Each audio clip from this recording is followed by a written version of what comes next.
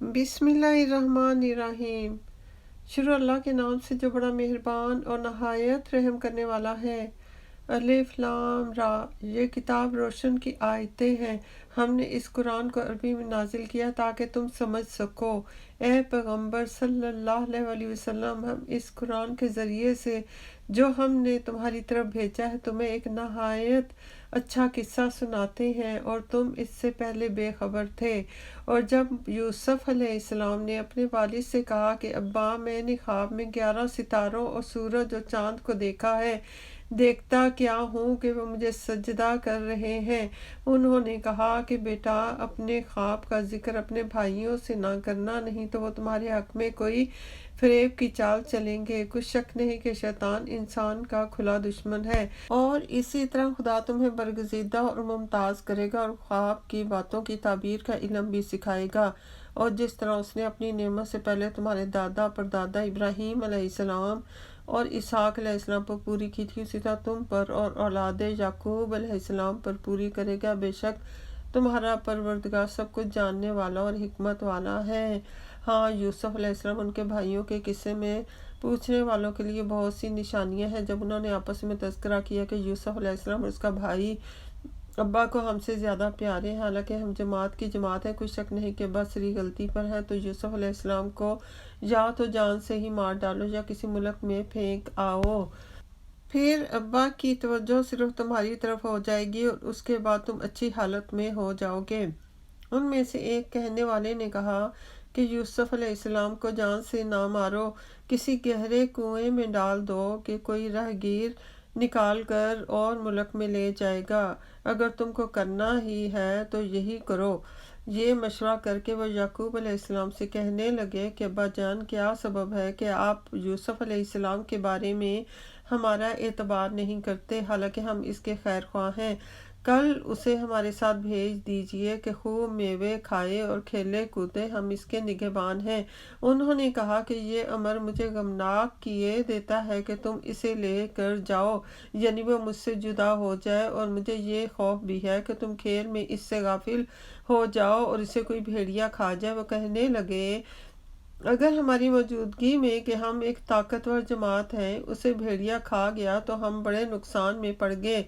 गर्ज जब वो इसको ले कर गए और इस बात पर इत्तेफाक कर लिया कि इसको गहरे कुएं में डाल दें, तो हमने यूसुफ अलैहिस्सलाम की तरफ वही भेजी कि एक वक्त ऐसा आएगा कि तुम इनको इस सलूक से आगाह करोगे और इनको इस वही की कुछ खबर न होगी। ये हरकत करके वो रात के वक्त बाप के पास रोते हुए आए और कहने लगे कि अब्बा जान, हम तो दौड़ने और एक दूसरे से आगे निकलने में मसरूफ़ हो गए और यूसुफ अलैहिस्सलाम को अपने असबाब के पास छोड़ गए तो उसे भेड़िया खा गया। और आप हमारी बात कागो कि हम सच ही कह रहे हों, यकीन नहीं करेंगे और उनके कुर्ते पर झूठ मूठ का लहू भी लगा लाए। याकूब अलैहिस्सलाम ने कहा कि हकीकतुल हाल यूँ नहीं है, बल्कि तुम अपने दिल से ये बात बना लाए हो। अच्छा, सब्र के वही खूब है और जो तुम बयान करते हो उसके बारे में खुदा ही से मदद मतलूब है। अब खुदा की शान देखो कि इस कुएं के करीब एक काफिला आ वारिद हुआ और उन्होंने पानी के लिए अपना सक्का भेजा। उसने कुएं में डोल लटकाया तो यूसुफ अलैहिस्सलाम इससे लटक गए। वो बोला, ज़ेहे किस्मत, ये तो नहायत ही हसीन लड़का है और इसको कीमती सरमाया समझकर छुपा लिया। और जो कुछ वो करते थे खुदा को सब मालूम था और उसको थोड़ी सी कीमत यानी कि मदूदे चंद दिरहमों पर बेच डाला और उन्हें उनके बारे में कुछ लालच भी ना था। और मिस्र में जिस शख्स ने उसको खरीदा उसने अपनी बीवी से, जिसका नाम जुलेखा था, कहा कि इसको इज्जत और एहतराम से रखो। अजब नहीं कि ये हमें फ़ायदा दे या हम उसे बेटा बना लें।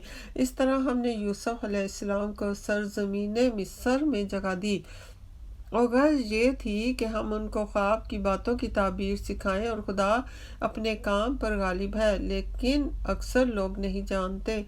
और जब वो अपनी जवानी को पहुँचे तो हमने उनको दानाई और इल्म बख्शा और नेकुकारों को हम इसी तरह का बदला दिया करते हैं। तो जिस औरत के घर में वो रहते थे اس نے ان کو اپنی طرف مائل کرنا چاہا اور دروازے بند کر کے کہنے لگی کہ یوسف علیہ السلام جلدی آؤ۔ انہوں نے کہا کہ خدا پناہ میں رکھے، وہ یعنی کہ تمہارے میاں تو میرے آقا ہیں، انہوں نے مجھے اچھی طرح سے رکھا ہے، میں ایسا ظلم نہیں کر سکتا، بے شک ظالم لوگ فلاح نہیں پائیں گے۔ اور اس عورت نے ان کا قصد کیا اور انہوں نے اس کا قصد کیا۔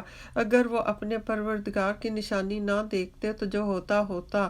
یوں اس لیے کیا گیا کہ ہم ان سے برائی اور بے حیائی کو روک دیں، بے شک وہ ہمارے خالص بندوں میں سے تھے۔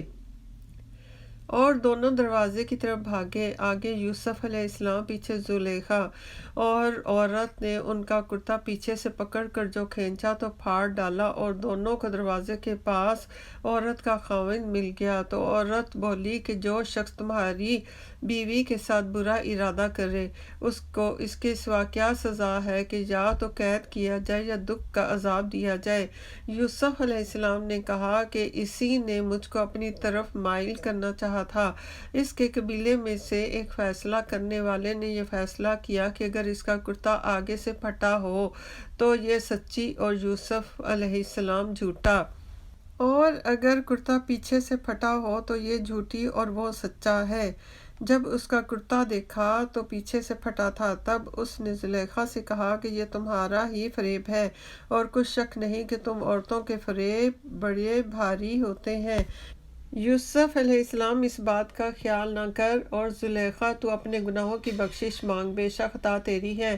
اور شہر میں عورتیں گفتگویں کرنے لگیں کہ عزیز کی بیوی اپنے غلام کو اپنی طرف مائل کرنا چاہتی ہے اور اس کی محبت اس کے دل میں گھر کر گئی ہے، ہم دیکھتی ہیں کہ بصری گمراہی میں ہے۔ جب زلیخا نے ان عورتوں کی گفتگو جو حقیقت میں دیدار یوسف کے لیے ایک چال تھی سنی تو ان کے پاس دعوت کا پیغام بھیجا اور ان کے لیے ایک محفل مرتب کی اور پھل تراشنے کے لیے ہر ایک کو ایک چھری دی اور یوسف علیہ السلام سے کہا کہ ان کے سامنے باہر آؤ۔